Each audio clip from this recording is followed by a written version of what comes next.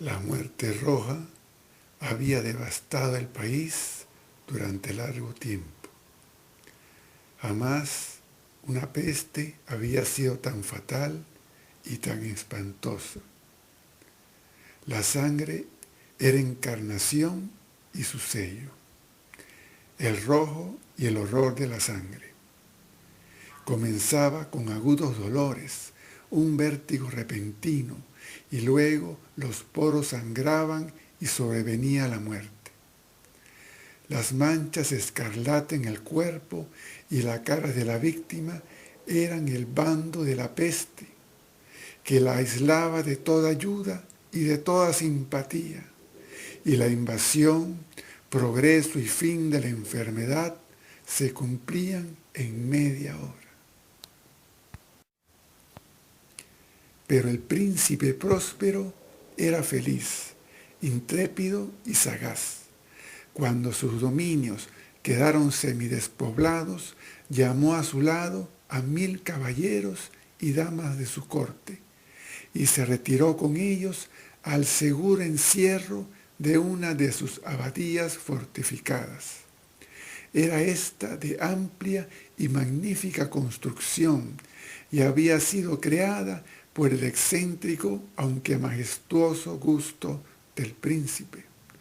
Una sólida y altísima muralla la circundaba. Las puertas de la muralla eran de hierro. Una vez adentro, los cortesanos trajeron fraguas y pesados martillos y soldaron los cerrojos.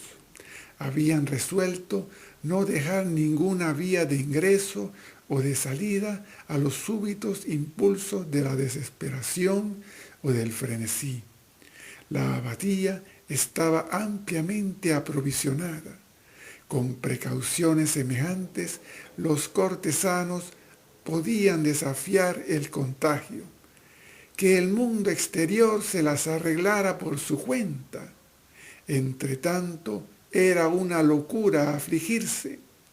El príncipe había reunido todo lo necesario para los placeres. Había bufones, improvisadores, bailarines y músicos. Había hermosura y vino. Todo eso y la seguridad estaban del lado de adentro. Afuera estaba la muerte roja. Al cumplirse el 5º o 6º mes de su reclusión, y cuando la peste hacía los más terribles estragos, el príncipe próspero ofreció a sus 1000 amigos un baile de máscaras de la más insólita magnificencia. Aquella mascarada era un cuadro voluptuoso, pero permitan que antes les describa los salones donde se celebraba. Eran 7, una serie imperial de estancias. En la mayoría de los palacios, la sucesión de salones forma una larga galería en línea recta, pues las dobles puertas se abren hasta adosarse a las paredes, permitiendo que la vista alcance la totalidad de la galería. Pero aquí se trataba de algo muy distinto, como cabía esperar del amor del príncipe por lo extraño. Las estancias se hallaban dispuestas con tal irregularidad que la visión no podía abarcar más de una a la vez. Cada 20 o 30 metros había un brusco recodo, y en cada uno nacía un nuevo efecto. A derecha e izquierda, en mitad de la pared, una alta y estrecha ventana gótica daba a un corredor cerrado que seguía el contorno de la serie de salones. Las ventanas tenían vitrales cuya coloración variaba con el tono dominante de la decoración del aposento. Si, por ejemplo, la cámara de la extremidad oriental tenía tapicerías azules, vívidamente azules eran sus ventanas. La segunda estancia ostentaba tapicerías y ornamentos purpúreos, y aquí los vitrales eran púrpura. La tercera era enteramente verde, y lo mismo los cristales. La cuarta había sido decorada e iluminada con tono naranja, la quinta con blanco, la sexta con violeta. El séptimo aposento aparecía completamente cubierto de colgaduras de terciopelo negro que abarcaban el techo y las paredes, cayendo en pliegues sobre una alfombra del mismo material y tonalidad. Pero en esta cámara el color de las ventanas no correspondía a la decoración. Los cristales eran escarlata, tenían un color de sangre.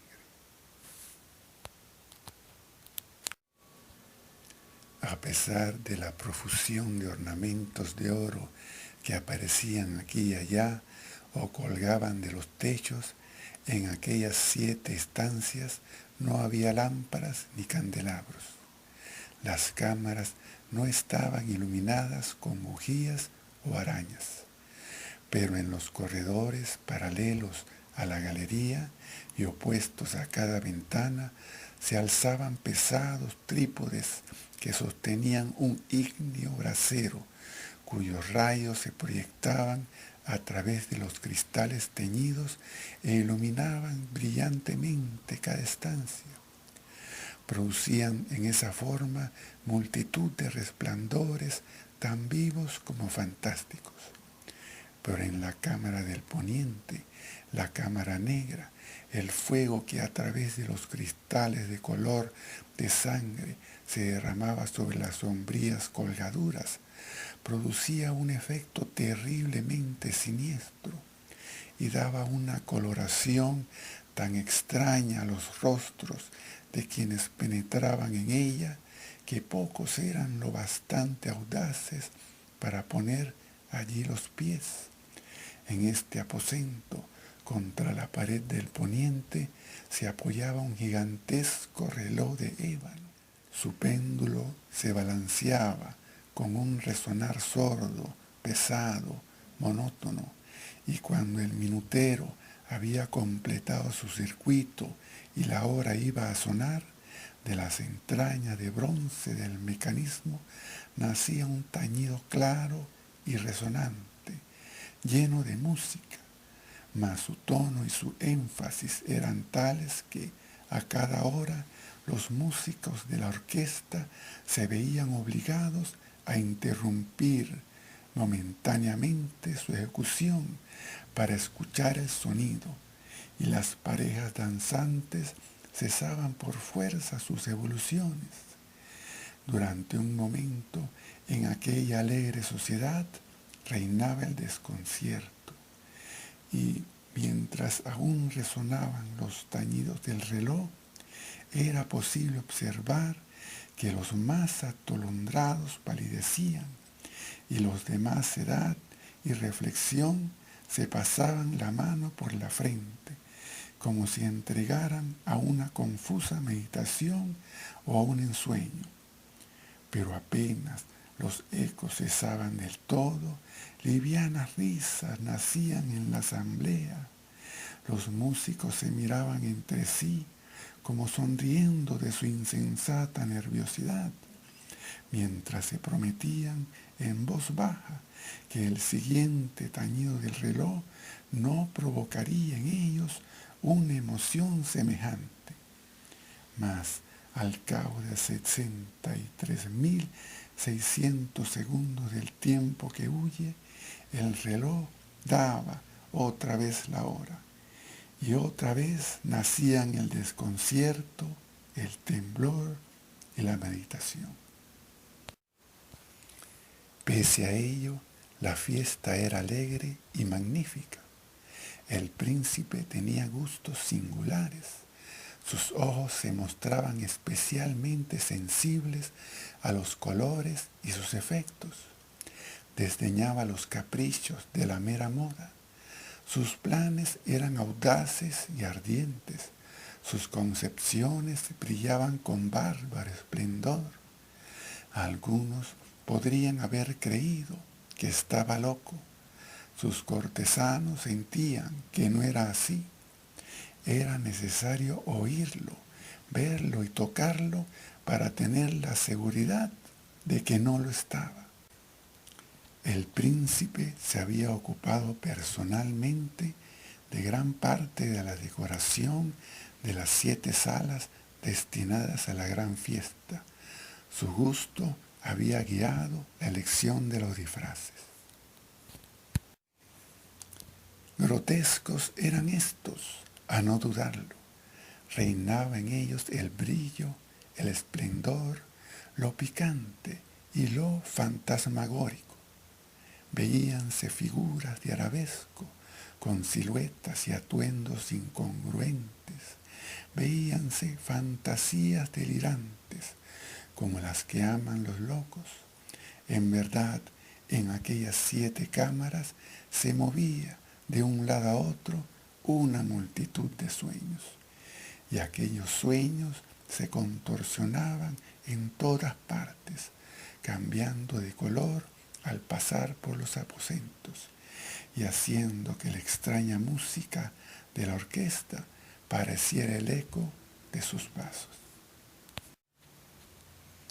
Mas otra vez tañe el reloj que se alza en el aposento de terciopelo. Por un momento todo queda inmóvil, todo es silencio, salvo la voz del reloj.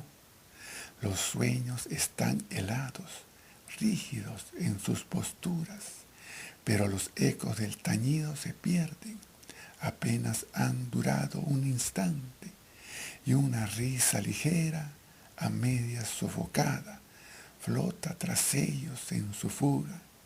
Otra vez crece la música, viven los sueños, contorsionándose al pasar por las ventanas, por las cuales irrumpen los rayos de los trípodes. Mas en la cámara que da al oeste, ninguna máscara se aventura, pues la noche avanza y una luz más roja se filtra por los cristales de color de sangre. Aterradora es la tiniebla de las colgaduras negras, y para aquel cuyo pie se pose en la sombría alfombra, brota del reloj de ébano un ahogado resonar mucho más solemne que los que alcanzan a oír las máscaras entregadas a la lejana alegría de las otras estancias. Congregábase densa multitud en estas últimas, donde afiebradamente latía el corazón de la vida. Continuaba la fiesta en su torbellino hasta el momento en que comenzaron a oírse los tañidos del reloj anunciando la medianoche. Cayó entonces la música, como ya he dicho, y las evoluciones de los que bailaban se interrumpieron. Y como antes, se produjo en todo una cesación angustiosa. Mas esta vez el reloj debía tañer 12 campanadas, y quizá por eso ocurrió que los pensamientos invadieron en mayor número las meditaciones de aquellos que reflexionaban entre la multitud entregada a la fiesta. Y quizá también por eso ocurrió que, antes de que los últimos ecos del carillón se hubieran hundido en el silencio, muchos de los concurrentes tuvieron tiempo para advertir la presencia de una figura enmascarada que hasta entonces no había llamado la atención de nadie. Y habiendo corrido en un susurro la noticia de aquella nueva presencia, alzóse al final un rumor que expresaba desaprobación, sorpresa y finalmente espanto, horror y repugnancia. En una asamblea de fantasmas como la que acabo de describir, Es de imaginar que una aparición ordinaria no hubiera provocado semejante conmoción. El desenfreno de aquella mascarada no tenía límites, pero la figura en cuestión lo ultrapasaba e iba incluso más allá de lo que el liberal criterio del príncipe toleraba. En el corazón de los más temerarios hay cuerdas que no pueden tocarse sin emoción. Aún el más relajado de los seres, para quien la vida y la muerte son igualmente un juego, sabe que hay cosas con las cuales no se puede jugar. Los concurrentes parecían sentir en lo más hondo que el traje y la apariencia del desconocido no revelaban ni ingenio ni decoro. Su figura alta y flaca estaba envuelta de la cabeza a los pies en una mortaja. La máscara que ocultaba el rostro se parecía de tal manera al semblante de un cadáver ya rígido, que el escrutinio más detallado se habría visto en dificultades para descubrir el engaño. Cierto, aquella frenética concurrencia podía tolerar, si no aprobar, semejante disfraz. Pero el enmascarado se había atrevido a asumir las apariencias de la muerte roja. Su mortaja estaba salpicada de sangre y su amplia frente, así como el rostro, aparecían manchados por el horror escarlata. Cuando los ojos del príncipe Próspero cayeron sobre la espectral imagen que ahora, con un movimiento lento y solemne, como para dar relieve a su papel, se paseaba entre los bailarines, convulsionóse en el primer momento con un estremecimiento de terror o de disgusto, pero inmediatamente su frente enrojeció de rabia. ¿Quién se atreve?, preguntó con voz ronca a los cortesanos que lo rodeaban. ¿Quién se atreve a insultarnos con esta burla blasfematoria? Apodérense de él y desenmascárenlo para que sepamos a quién vamos a ahorcar al alba en las almenas. Al pronunciar estas palabras, el príncipe Próspero se hallaba en el aposento del este, el aposento azul. Sus acentos resonaron alta y claramente en las 7 estancias, pues el príncipe era hombre temerario y robusto, y la música acababa de cesar a una señal de su mano. Con un grupo de pálidos cortesanos a su lado, hallábase el príncipe en el aposento azul. Apenas hubo hablado, los presentes hicieron un movimiento en dirección al intruso, quien en ese instante se hallaba a su alcance y se acercaba al príncipe con paso sereno y cuidadoso. Mas la indecible aprensión que la insana apariencia de enmascarado había producido en los cortesanos impidió que nadie alzara la mano para detenerlo.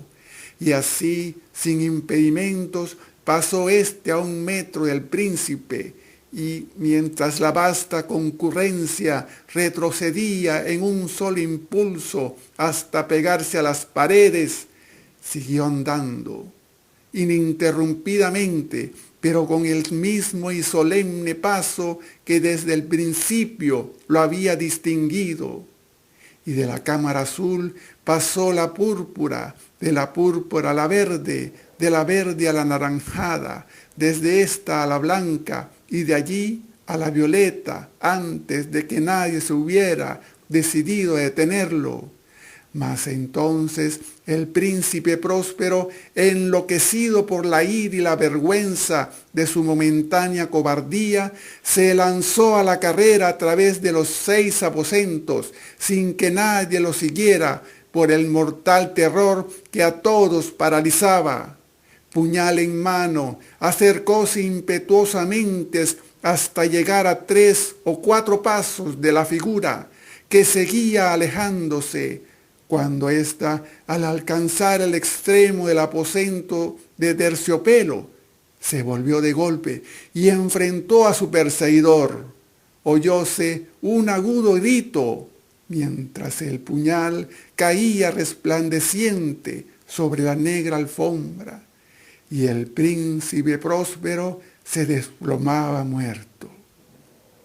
Poseídos por el terrible coraje de la desesperación, numerosas máscaras se lanzaron al aposento negro, pero al apoderarse del desconocido, cuya alta figura permanecía erecta e inmóvil a la sombra del reloj de ébano, retrocedieron con inexpresable horror al descubrir que el sudario y la máscara cadavérica que con tanta rudeza habían aferrado no contenían ninguna figura tangible.